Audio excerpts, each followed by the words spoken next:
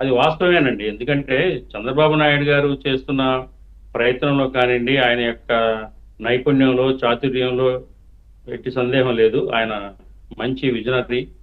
అలాగే ఆయన చిత్తశుద్ధితోటే ప్రయత్నం చేస్తారు తప్పకుండా. రాష్ట్రంలో పరిశ్రమలు తీసుకురావడం, ఇన్వెస్టర్స్ని అట్రాక్ట్ చేయటం అనే దాంట్లో ఆయన విశేషమైన అనుభవం ఉంది. మరి గతంలో కూడా సైబరాబాద్, హైదరాబాద్ నిర్మాణంలో కూడా ఆయన కీలకంగా వ్యవహరించారు. అందులో ఏమాత్రం కూడా అనుమానం లేదు. కాకపోతే ఏంటంటే ఇప్పుడు అమరావతి, ముఖ్యంగా ఆంధ్రప్రదేశ్లో ఇన్వెస్టర్స్, ఎఫ్డిఐస్ కానివ్వండి, లేకపోతే లోకల్ ఇండస్ట్రియలిస్టులు కానివ్వండి, దేశంలో ఉన్న పారిశ్రామికవేత్తలు కానివ్వండి, ఆంధ్రప్రదేశ్లో మరి పెట్టుబడులు పెట్టి పెద్ద పెద్ద ప్రాజెక్ట్స్ మరి ఏర్పాటు చేయడం అన్నది అంత తేలికైన విషయం కాదండి. అంత తొందరగా వాళ్ళు వచ్చేసి చంద్రబాబు నాయుడు గారు పిలవగానే వచ్చేసి పెట్టేంత పరిస్థితి లేదు. వాళ్ళు ఏంటంటే రాష్ట్రంలో ఉన్న రాజకీయ పరిస్థితులు గతంలో చూసాము. అనిశ్చితిగా ఉన్నాయి రాజకీయ పరిస్థితులు. పార్టీలు, ప్రభుత్వాలు మారుతున్నాయి. మరి ఆ నేపథ్యంలో పారిశ్రామికవేత్తల్ని ఇబ్బందులు పెట్టిన పరిస్థితి గత పరిపాలనలో చూసాము. కాబట్టి ఏంటంటే అందులో ఇక్కడ ఆర్థిక పరిస్థితి అధ్వానంగా ఉంది. మరి పాలసీస్ ఇంకా క్లారిటీ లేదు. అట్లాగేంటంటే ముఖ్యంగా స్పెషల్ స్టేటస్ అనేది కనుక ఈ రాష్ట్రానికి ఉన్నట్టయితే కనుక అప్పుడు ఇంతకంటే బెటర్ రిజల్ట్స్ వచ్చేది. ఎందుకంటే స్పెషల్ స్టేటస్ కనుక రాష్ట్రంలో ఉంటే పరిశ్రమలకి రుణాల మంజూరు విషయంలో కానివ్వండి, మరి వాళ్ళకి సబ్సిడైజరీలో ఎగ్జామ్షన్స్ కానీ, ట్యాక్స్ ఎగ్జామ్షన్స్ కానీ, ట్యాక్స్ హాలిడేస్ ఉంటాయి. అట్లాగే ఎగుమతుల్లో కూడా మరి దిగుమతుల్లో కూడా ఇంపోర్ట్ డ్యూటీస్లో కూడా రిలాక్సేషన్ ఉంటుంది. ఇవన్నీ బెనిఫిట్స్ చాలా ఉంటాయి.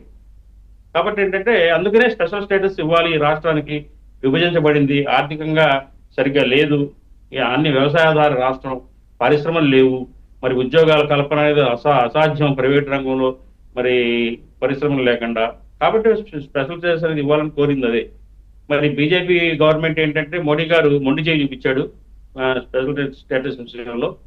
కాబట్టి అందుకనే ఈ పారిశ్రామికవేత్తలు కూడా తొందరగా ఉత్సాహంగా వచ్చి ఇక్కడ ఇన్వెస్ట్ చేద్దాము.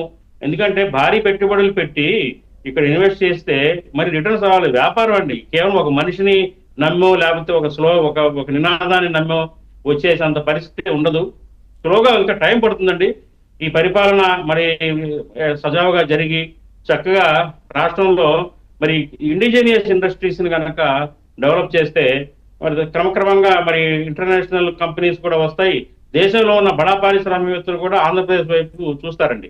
ఎందుకంటే ఇవాళ కాంపిటీషన్లో మా హైదరాబాద్ ఉంది, తెలంగాణ రాష్ట్రం ఎంతో ముందుంది.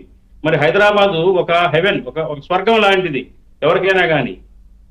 చక్కగా అక్కడ హైదరాబాద్ పరిసరాల్లోనే పరిశ్రమలు పెట్టుకుంటే లాజిస్టిక్స్ విషయంలో కానివ్వండి, ట్రాన్స్పోర్టేషన్ కానివ్వండి, ఇంటర్నేషనల్ ఎయిర్పోర్ట్ ఉంది. ప్రపంచంలో ఏ మూల నుంచి అయినా కానీ హైదరాబాద్ రావడం తేలిక, మళ్ళీ వెంటనే వెళ్తారు. ఈ రకంగా ఆలోచిస్తారు ఎవరైనా కానీ ఇండస్ట్రియలిస్టులు. అట్లాగే మన ఆంధ్రప్రదేశ్ చూస్తే కనుక ఇప్పటికే రోడ్లు అధ్వానంగా ఉన్నాయి, ఒక ఇంటర్నేషనల్ ఎయిర్పోర్ట్ లేదు. ఏదైనా దేశం నుంచి మరి విజయవాడ చేరాలంటే చాలా కష్టం. హైదరాబాద్ వచ్చి మన హైదరాబాద్ నుంచి బై రోడ్ రావాలి, లేకపోతే చెన్నై రావాలి, బెంగళూరు నుంచి రావాలి. ఇలా ఉంటే ఉన్న ప్రాబ్లమ్స్ ఉన్నాయండి. అలాగే ఏంటంటే ఇండిజినియస్ ట్రాన్స్పోర్టేషన్ కూడా అధ్వానంగా ఉంది. ఇంకా చాలా మార్పులు రావాలని మౌలికంగా చాలా మార్పులు రావాలి. మౌలిక వసతులు ఇంప్రూవ్ అవ్వాలి. అట్లాగే ఏంటంటే నేను ఒకటే చెప్తున్నాను, గత ప్రభుత్వం ఏపీఐఐసిసి ద్వారా 1000 ఎకరాలు పరిశ్రమదారులకి ఇచ్చిందండి. తక్కువ ధరలో భూమి ఇచ్చింది, పరిశ్రమలు పెడతారని చెప్పేసి. వాళ్ళలో చాలా మంది 90% వరకు పరిశ్రమలు పెట్టలేదు. కొంతమంది అయితే భూములు మళ్ళీ రీసేలింగ్ కోసం ప్రయత్నం చేస్తూ ఉన్నారు.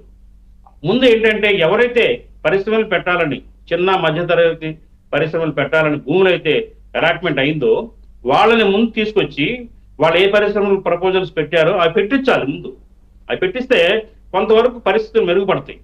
అట్లాగే ఏంటంటే ప్రధానంగా మనం హై లెవెల్లో ఆలోచించకుండా మనం కొంచెం నేల మీదకి దిగి ఆలోచిస్తే బాగుంటుందనేది నా ఉద్దేశం. ప్రభుత్వం కూడా అదే దిశలో ఉండాలి. ఎందుకంటే ఇక్కడ మనది వ్యవసాయ ఆధారిత రాష్ట్రం. ఇక్కడేమో బడా పరిశ్రమలు వచ్చేసి ఇక్కడ జరిగేంత మౌలిక వసతులు లేవు. కాబట్టి వ్యవసాయ ఆధారిత పరిశ్రమల మీదే దృష్టి పెట్టడం అవసరం. కాబట్టి వ్యవసాయ ఫుడ్ ప్రాసెసింగ్ సెక్టార్ మీద, అట్లాగే మెరైన్ ప్రాసెసింగ్ సెక్టార్ మీద ప్రభుత్వం దృష్టి పెట్టి దానికి సంబంధించిన పరిశ్రమల్ని కనుక ముందు మనం ఏర్పాటు చేసుకోగలిగితే కొంతవరకు ఎంప్లాయ్మెంట్ జరుగుతుంది, ఏర్పడుతుందండి. ఎంప్లాయ్మెంట్ జరుగుతుంది విద్యార్థి చదువుకున్న పిల్లలకి. ఇవాళ రాష్ట్రంలో 6.5 లక్షల మంది నిరుద్యోగులు ఉన్నారండి. ఈ 6.5 లక్షల మంది కూడా ఉద్యోగాలు లేక మరి వేరే రాష్ట్రాలకు వలస వెళ్తున్నాం, చూస్తూనే ఉన్నాం మనం. మన ఆ పరిస్థితి మరి కొంత మెరుగుపడాల్సిన అవసరం ఉందండి. ఒక నమ్మకం కలగాలి. ఇక్కడ కూడా చిన్న చిత్తగా ఇండస్ట్రీస్ వచ్చినాయి, మనం ఎక్కడికో వెళ్ళక్కర్లేదు, ఇక్కడే మనం ఆ, ఇక్కడ ఉద్యోగాలు దొరుకుతాయి మనకి అనే ఆ నమ్మకం అనేది వాళ్ళు చదువుకుంటున్న పిల్లల్లో ఉండాలండి. ఇవాళ అందరూ కూడా పాస్ అవుట్ అయ్యి బయటకు వెళ్ళిపోతున్నారు. అందరికీ అవకాశాలు రావు, అందరి ఉద్యోగాలు దొరకవండి. తల్లిదండ్రులను చూసుకుంటూ, ఇక్కడ ఉన్న ఆస్తులు చూసుకుంటూ ఇక్కడే ఉద్యోగాలు చేసుకోవాలని ఆశ ఉంటుంది ఎవరికైనా కానీ. ఎక్కడికెక్కడికో వెళ్ళి అక్కడ మారే పరిస్థితులతోటి మరి చాలా అవస్థలు పడతా ఉన్నారు. కాబట్టి ఏంటంటే ప్రభుత్వం ఆ దిశలో ఆలోచించాలని చెప్పేసి మేము కోరుతా ఉన్నాము. అయినప్పటికీ కూడా ఈ దావోస్ ఏదైతే పర్యటన ఉందో ఇది చాలా చాలా ఉపయోగకరమైన పర్యటన. ఆ ఏదైతే ఆ ప్లాట్ఫామ్ చాలా ఉపయోగకరమైన, ఎంతో మంది కలవచ్చు అక్కడ, నాలెడ్జ్ షేర్ అవుతుంది.